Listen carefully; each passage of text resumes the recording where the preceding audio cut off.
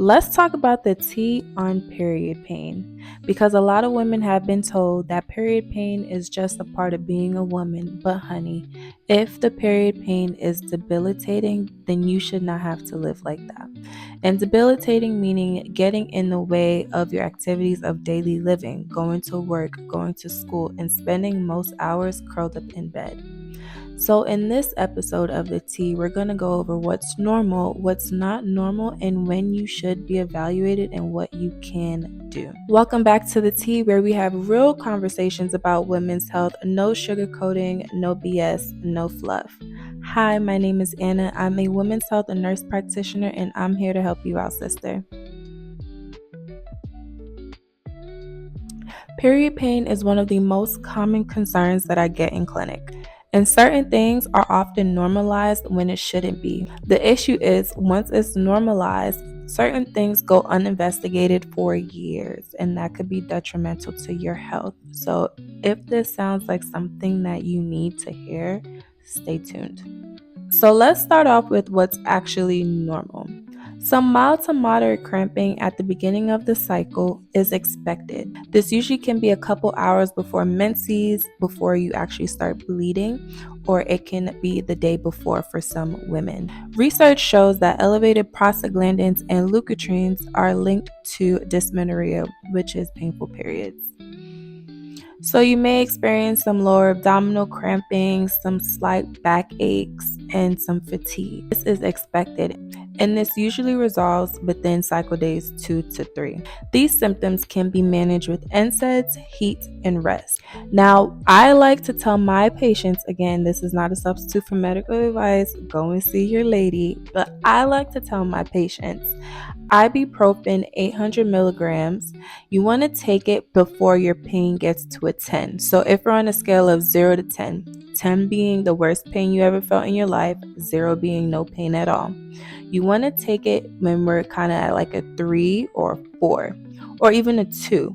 You want to take it before it gets to a 10. Once you get to that 10, the pain is going to be so much harder to control.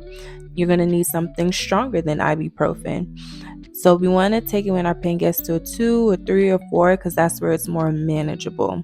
But here's where we draw the line.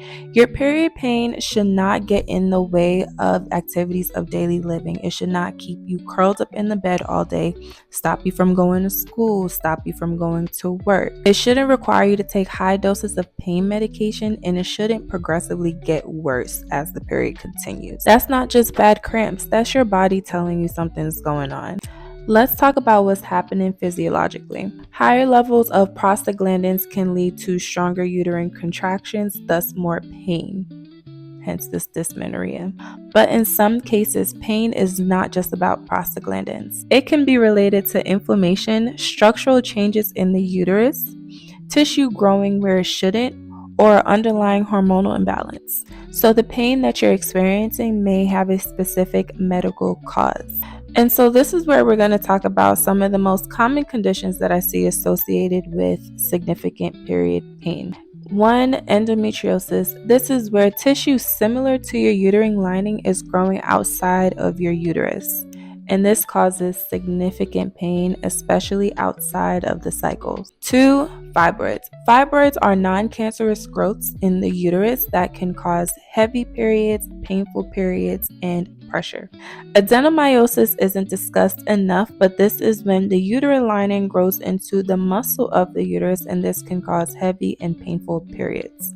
Lastly, hormonal imbalance. This can contribute to inflammation in the body, causing intense cramping.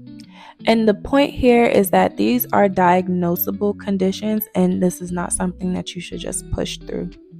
One of the biggest patterns I see women being told that that's just how their periods are. They go years, sometimes decades without an answer. They just live their lives with this pain instead of getting to the root of it, and I don't want that to be normalized. And that delay can impact not just quality of life, but overall health. So if you're experiencing significant period pain, here's what you can do. Track your symptoms, timing, severity, and associated symptoms, and what you took or how you attempted to alleviate the pain. When I have patients come into clinic and they say, I have pain, I have period pain, I have pain with my periods. Okay, When does it happen? What did you take? I have so many questions and they usually have no answers. Help your provider help you by tracking your symptoms, meaning your severity, what you took to help try to alleviate the pain, the timing. Note if it's getting worse over time and pay attention to how it's impacting your daily life. Your period should not control your life. And if it does, we have to look a little bit deeper. And if you're dealing with symptoms like this and want more personalized guidance, I do offer a one-on-one women's health advisement call. If you stayed all the way to the end, thank you so much. I appreciate you.